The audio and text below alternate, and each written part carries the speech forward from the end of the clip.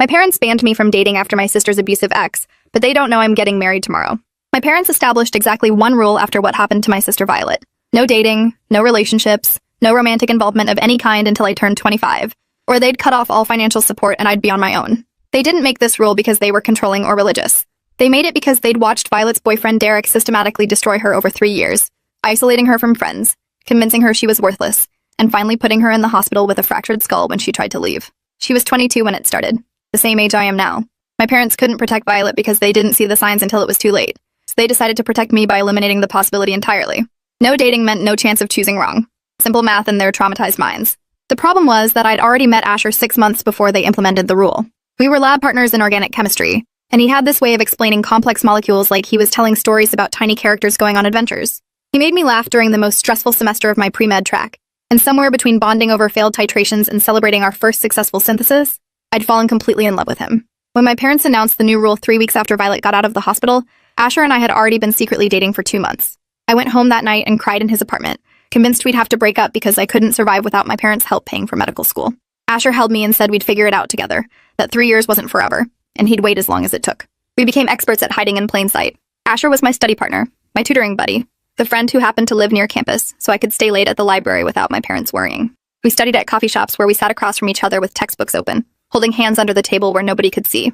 We celebrated anniversaries in his apartment with takeout and quiet music, always careful that I left early enough to maintain my story. My roommate Priya knew the truth and covered for me constantly, texting my parents updates about our girls' nights when I was actually curled up on Asher's couch watching medical dramas and critiquing their terrible depictions of hospital procedures. For 2 years, we lived in this careful balance of secret relationship and public friendship. And somehow it worked because my parents were so focused on Violet's recovery that they didn't look too closely at my life. Violet knew, though. She figured it out about 8 months in when she came to visit me at school and saw the way Asher and I looked at each other in the campus center. She pulled me aside later and asked point blank if we were together, and I couldn't lie to her. I expected her to be angry or to tell our parents, but instead she hugged me and said she was glad I'd found someone who made me smile like that. She made me promise to be careful and to actually listen if anyone told me they saw red flags, because she hadn't listened and it nearly killed her. I promised, and she became our secret keeper, the only family member who knew the truth. She'd cover for me when I needed alibis and would text warnings if our parents were asking too many questions about my social life. She said watching Asher and me gave her hope that healthy love actually existed, that not every relationship ended in broken bones and restraining orders. Everything changed 6 months ago when Asher proposed. We were hiking up to this waterfall he'd been promising to show me for months, and when we reached the top, he got down on one knee with a ring he'd been saving for since our first anniversary. He said he knew we couldn't tell anyone and couldn't actually get married until my parents' arbitrary timeline expired, but he wanted me to know he was committed to waiting however long it took. I said yes while crying so hard I could barely see the ring, this simple silver band with a tiny sapphire that he'd chosen because he knew I'd need something I could hide. I wore it on a chain under my shirt where my parents would never see it, and we started calling each other fiancé in private even though publicly we maintained the study buddy fiction. We told ourselves we'd make it official when I turned 25 in 3 years, that we'd have a small ceremony and finally stop hiding. Then Violet got sick. She started having headaches that wouldn't go away, and after weeks of doctors and tests, they found a brain tumor the size of a golf ball pressing against her frontal lobe. The neurosurgeon said it was likely benign but needed to come out immediately before it caused permanent damage. The surgery was scheduled for 8 weeks out, and my parents completely fell apart. They'd just gotten Violet back after losing her to Derek's control, and now they might lose her permanently to something growing inside her skull. I spent every evening at the hospital with them during Violet's pre-surgery appointments, and one night, after a particularly hard consultation, Violet pulled me into the hallway alone. She told me she'd updated her will just in case, and one of her wishes was that if something happened to her during surgery, she wanted me to stop hiding and actually live my life. She wanted me to marry Asher and be happy instead of waiting for some arbitrary deadline our traumatized parents had invented. I told her nothing was going to happen, that the surgeon had said the success rate was like 97%, but she grabbed my hand hard and made me promise anyway. She said she'd spent 3 years of her life trapped with someone who made her miserable, and she wasn't going to let me waste 3 more years hiding someone who made me happy. I promised, even though the idea of her not being okay made me feel sick. The surgery was scheduled for a Monday morning in November, and they said she'd be in recovery for about 6 hours before we could see her. My parents took time off work and basically moved into the hospital waiting room. Asher came with me and sat in the corner pretending to study while actually just being there for support. When the surgeon finally came out after 7 hours instead of 6, we all stood up so fast we nearly knocked over chairs. He said the tumor had been more complicated than the scans showed, wrapped around blood vessels in ways that made removal difficult. But they'd gotten it all and Violet was stable. She woke up confused and nauseous, but she woke up. Over the next 2 weeks, she recovered faster than anyone expected, already walking the halls and complaining about hospital food by day 4. The pathology came back benign like they'd hoped, and the surgeon said she wouldn't need radiation or chemo, just monitoring to make sure nothing grew back. My parents cried with relief and probably thanked every deity they'd ever heard of. The night before Violet was discharged, she asked to talk to me alone. I thought she wanted to discuss post-surgery care or something practical, but instead she asked if I remembered my promise. I said of course, but she was fine now so there was no reason to rush anything. She shook her head and said going through this had taught her that life was too short and too unpredictable to waste time waiting for perfect circumstances. She told me to marry Asher now, not in 3 years, and she'd help me figure out how to tell our parents afterward. I went home that night and told Asher what Violet said, and we stayed up until 3 in the morning talking about whether we were actually brave enough to do it. We'd been playing it safe for so long that the idea of actively defying my parents felt terrifying and wrong, but we also couldn't ignore that Violet was right, that we'd already wasted 2 years hiding, and 3 more years felt like an eternity when we were already sure about each other. Asher said if I was willing to risk my parents' reaction, he'd marry me tomorrow. I said let's do it next month instead. Give ourselves time to plan something small and figure out how to break the news. We decided on a courthouse ceremony with just a few close friends. Nothing fancy. Just legal and real and ours. We set the date for January 14th, exactly 8 weeks away, and started making quiet preparations that my parents would never notice. Priya helped me shop for a dress during winter break. Something simple and cream-colored that I could wear again so it wouldn't be suspicious sitting in my closet. Asher's best friend Lucas agreed to be our witness, and Violet said she'd be there even if she had to sneak out of a follow-up appointment to make it. We didn't send invitations or book a venue because we didn't want any trail my parents might discover. We just needed the marriage license and 2 witnesses and an officiant who'd perform a 5-minute ceremony at the courthouse downtown. It felt simultaneously like the most important decision of my life and also somehow too simple to be real. My roommate asked if I was scared about my parents cutting me off financially, and honestly I was terrified. Medical school was expensive and I'd already taken out loans for part of my tuition. Losing their help would mean more debt and possibly having to take time off to work, pushing back my graduation. But Asher had already graduated with his engineering degree and had a good job at a tech company downtown. He'd been saving money specifically for the possibility that we'd need to support ourselves if my parents reacted badly. He showed me his bank account one night to prove he was serious, that we could actually survive this. He'd calculated our budget assuming I'd lose all parental support, and while it would be tight and we'd have to be careful, it was doable. I cried looking at those spreadsheets because they represented 2 years of him planning for our future when most people our age were still figuring out what they wanted for dinner. We told ourselves that maybe my parents would surprise us, that maybe seeing me happy would matter more than their fear-based rule. But we prepared for the worst-case scenario anyway.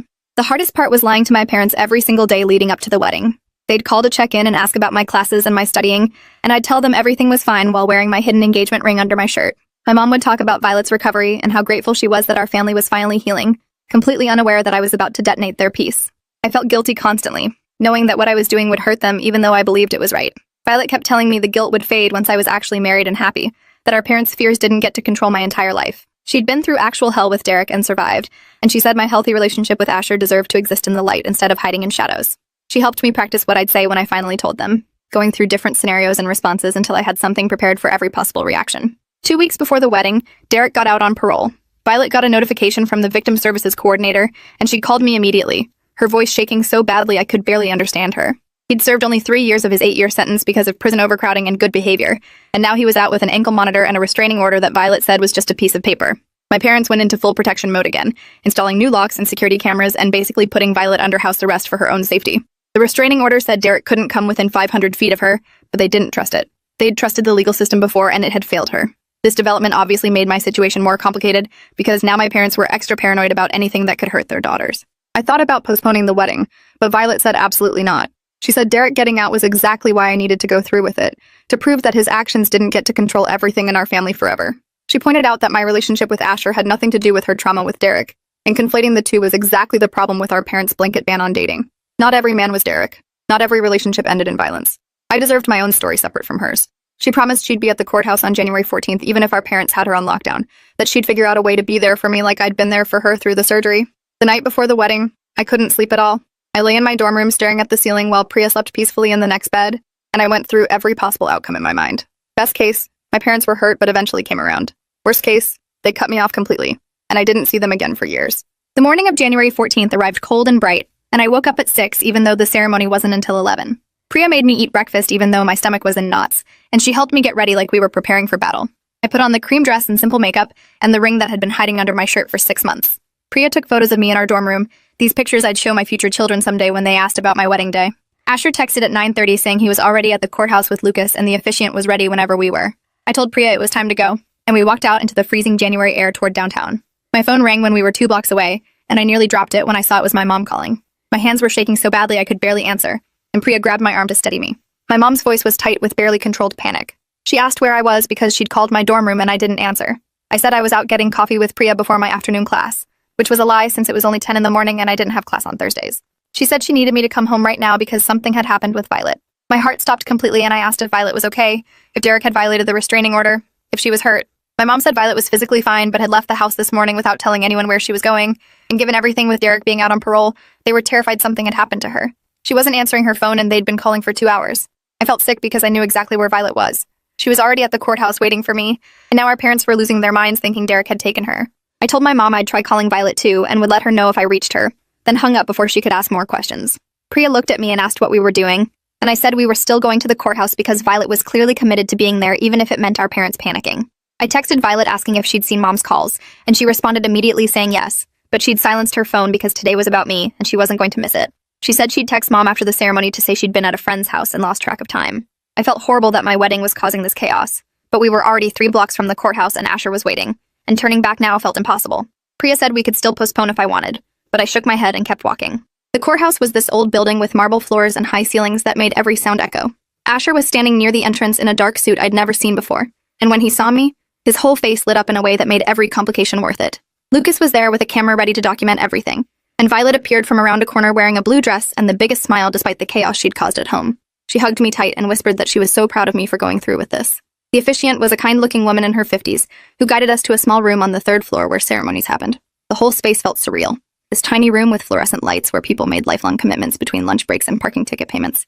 The officiant asked if we were ready and Asher took my hand, and suddenly we were saying vows we'd written on notebook paper at 2 in the morning. Asher promised to support my dreams even when they meant years of medical school stress and sleepless residency shifts. He promised to be patient with my complicated family and to never make me choose between him and them if it could be avoided. I promised to trust him completely and to never let my parents' fears make me doubt what we'd built together. I promised to actually communicate instead of hiding when things got hard, because we were done with secrets after today. The officiant pronounced us married, and Asher kissed me while Violet and Priya and Lucas cheered in this quiet, respectful courthouse way. Lucas took photos of us signing the marriage certificate, and suddenly it was legal and real and there was no taking it back. I was married at 22 to someone my parents didn't even know I was dating, and in a few hours I'd have to tell them and face whatever came next. We went to a small Italian restaurant nearby for a celebration lunch, just the 5 of us in a corner booth, eating pasta and toasting with water glasses, since none of us were old enough to order wine legally. Violet's phone kept buzzing with calls from our parents, and finally she excused herself to call Mom back and deliver her prepared lie about being at a friend's house working on a project. I could hear her voice from across the restaurant, apologetic but firm, and when she came back she said Mom was angry but relieved she was safe. She'd promised to be home in an hour, which meant our wedding lunch had a time limit. We ate quickly and took more photos outside the restaurant, trying to capture this strange, wonderful, terrifying day. Asher held me close and asked if I was okay, and honestly I didn't know. I was happy and married and also completely panicked about what would happen when I told my parents. Violet pulled me aside before we left and told me I didn't have to tell them today if I wasn't ready. She said I could wait a week or a month until things calmed down with Derek's parole situation. But I shook my head and said doing this in secret for one more day felt impossible now that it was real. I wanted to be able to call Asher my husband instead of my study partner. I wanted to wear my ring where people could see it. I was done hiding, even if the consequences were severe. Violet hugged me and said she'd be there when I told them, that she'd try to run interference and explain why this was different from her situation with Derek. She'd help them understand that Asher had been thoroughly vetted by her over 2 years, that she'd watched our relationship carefully for any red flags and found none. I thanked her and watched her walk toward the bus stop, the sister who'd survived hell and was still fighting to protect my happiness. Priya went back to campus, and Asher and I went to his apartment where we sat on the couch in stunned silence, holding hands and staring at our matching rings. We were married. Actually, legally married. The enormity of it hit me all at once and I started crying. Not from sadness, but from overwhelming everything. Asher pulled me close and said we were going to be okay no matter how my parents reacted, that we'd figure it out together like we'd figured out everything else. I wanted to believe him, but I also knew my parents' financial support wasn't just tuition money. It was housing over summer breaks, health insurance, a safety net if anything went wrong. Losing that felt terrifying, especially with medical school applications coming up next year. I asked Asher if he ever regretted choosing someone with such complicated family baggage, and he said never, that my family's trauma didn't define our relationship and he'd known what he was signing up for. I decided to tell my parents that evening, getting it over with quickly like ripping off a bandage. I called my mom at 6 and asked if I could come over to talk about something important. She immediately asked if I was pregnant or in trouble, and I said no, nothing like that, just something I needed to discuss in person. She said my dad would be home by 7 and I should come for dinner. I met Asher at his car, and we drove to my parents' house together in silence, both of us preparing for the worst. I'd told him to wait in the car while I broke the news, but he insisted on coming in with me. He said we were married now and that meant facing things together, not me protecting him from consequences. We pulled up to my childhood home and sat in the driveway for 5 minutes gathering courage before finally walking to the front door. My mom opened it before I could knock, and her face lit up seeing me before falling when she noticed Asher behind me. She asked who he was, and I said he was my study partner from school, who'd driven me here because my car was having issues. Another lie, but my last one, because in about 10 minutes everything would be true. We went inside and my dad was setting the table, and he looked up and did the same double take seeing Asher. My parents had literally never met him despite 2 years of relationship because our cover story only worked if they never saw us together. Violet was already there sitting at the counter, and she gave me an encouraging nod. My mom asked if Asher wanted to stay for dinner, and I said, Actually, yes, he should stay, because I needed to tell them something and he was involved. We all sat down at the dining room table with this lasagna my mom had made, and the normalcy of the scene felt bizarre given what I was about to say. My dad asked how school was going and I said fine, then took a deep breath and told them I needed to confess something I'd been hiding. My mom's face immediately tensed, and she glanced at Violet like she thought this was about Derek somehow. I said it wasn't about Violet or Derek or anything dangerous, but they weren't going to be happy about it. I pulled the chain out from under my shirt and showed them the ring I'd been hiding for 6 months, and both my parents stared at it without comprehension. I said Asher and I had been dating for 2.5 years, that we'd met before they implemented the no dating rule, and had continued seeing each other in secret because I couldn't give up either him or their support for medical school. The silence that followed was suffocating. My dad asked if I was joking, and I said no, completely serious. My mom looked at Asher like he was a stranger who'd broken into her house, which I guess in her mind he kind of was. She asked how I could be so selfish and reckless after everything they'd been through with Violet, and I felt my face get hot with shame and anger. I said I understood their fear, but Asher wasn't Derek, that lumping all men together because of one terrible person was unfair and unhealthy.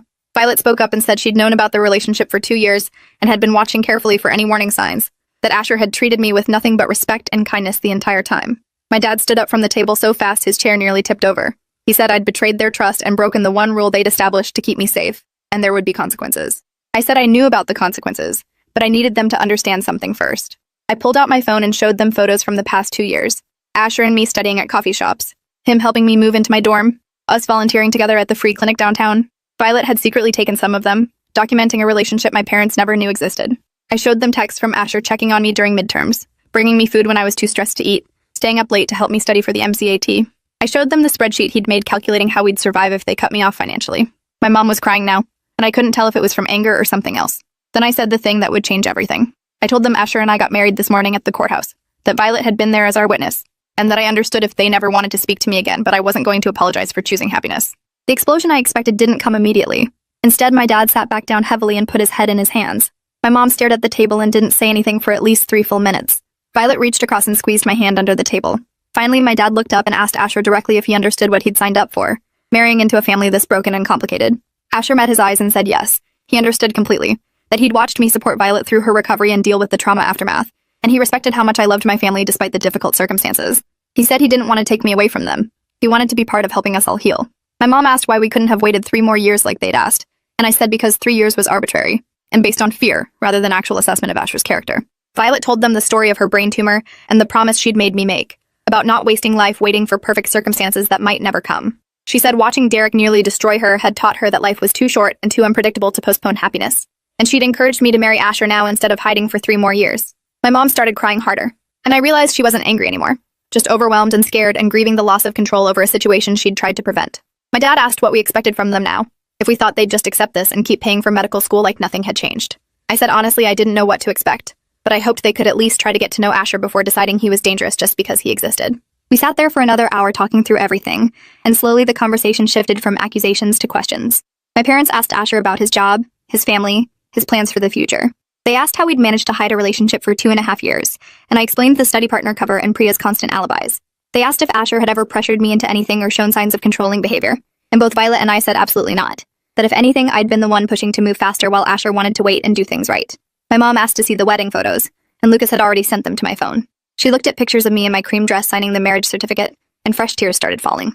She said I looked happy, which was apparently both wonderful and heartbreaking for her. By the time we left that night, nothing was resolved, but at least we were still speaking. My dad said he wasn't ready to give his blessing, but he wouldn't cut me off completely, that we'd figure out the financial stuff over time. My mom hugged me goodbye and whispered that she was trying to understand, and I whispered back that I knew this was hard and I was sorry for the secrecy. Asher shook both their hands and promised to take care of me, which felt weirdly traditional given the circumstances. We drove back to his apartment in silence, both of us emotionally exhausted from the confrontation. That night, lying in bed next to my husband, I felt this strange mix of relief and guilt. Relief that the secret was finally out, guilt that telling the truth had hurt my parents so deeply. The next few months were complicated and messy. My parents agreed to meet with Asher and me once a week for dinner, getting to know him slowly and learning to trust him. Violet became our biggest advocate, constantly pointing out the differences between Asher's respectful behavior and Derek's controlling manipulation. My mom started therapy to process her trauma from Violet's relationship, and she admitted one night that she'd been trying to prevent the wrong thing. She couldn't prevent me from getting hurt, only from living. My dad took longer to come around, but gradually I'd catch him laughing at Asher's jokes or asking his advice about tech problems at work. 6 months after the courthouse ceremony, we had a small reception in my parents' backyard with extended family who hadn't even known I was dating anyone. My mom cried through the whole thing, but this time, they were happy tears. Medical school applications happened that fall, and Asher sat with me through every essay and interview prep session. I got accepted to 3 programs, and we chose the one closest to both our families because maintaining those relationships mattered to both of us. My parents helped with tuition like they'd promised, and my dad admitted he was impressed with how seriously Asher took his commitment to supporting my career. Violet started dating again for the first time since Derek, someone kind and patient who understood her trauma and never pushed her boundaries. She said watching my relationship with Asher had given her hope that healthy love existed, that not everyone would hurt her the way Derek had. Derek violated his parole 8 months after getting out and went back to prison for another 5 years, which gave all of us some breathing room. Looking back now, I don't regret getting married at 22 despite my parents' rule. Was it harder than waiting would have been? Absolutely. Did it cause pain and conflict that might have been avoided? Definitely. But it also forced necessary conversations about fear and control and healing that our family needed to have anyway. My parents' blanket ban on dating hadn't actually kept me safe, it had just taught me to hide and lie, which is arguably more dangerous than being open about relationships where warning signs could be spotted early. Violet says my rebellion gave her permission to start living again instead of letting Derek's abuse define her forever. She's planning her own wedding now to her kind, patient boyfriend, and my parents are genuinely happy for her instead of terrified. The week of our first anniversary, Asher surprised me with a proper honeymoon since we'd skipped it the first time around. We went to this small beach town where we could finally be publicly married without worrying about who might see us. We walked on the beach wearing our rings in full view, and the freedom of it felt incredible after years of hiding. My parents sent us a card congratulating us on 1 year of marriage, which felt like final acceptance after all the struggle. My mom had written inside that she was proud of me for fighting for my happiness even when it scared her, and that she was grateful I'd found someone who treated me with the respect I deserved. My dad had added that Asher had proven himself to be exactly the kind of partner they'd hoped I'd find someday, just sooner than they'd expected. Telling this story now feels surreal because I remember so clearly how terrified I was the morning of the wedding, how convinced I was that my parents would never forgive me. The reality ended up being more complicated than I'd imagined, but also more hopeful. They didn't forgive me immediately, but they also didn't abandon me. They struggled and asked questions and slowly learned to trust again. Violet's recovery played a huge role because watching her heal while Derek rotted in prison proved that trauma doesn't have to define you forever. My parents had been so focused on preventing future pain that they'd forgotten people also need permission to pursue joy. Getting married at 22 wasn't reckless or selfish like my dad first claimed. It was just choosing to start my life instead of waiting for someone else's timeline to allow it. And that's today's story. Thanks for listening. It really means a lot to know you're on the other side of the screen. I hope it brought a smile or two. Subscribe if you'd like to keep building these moments together.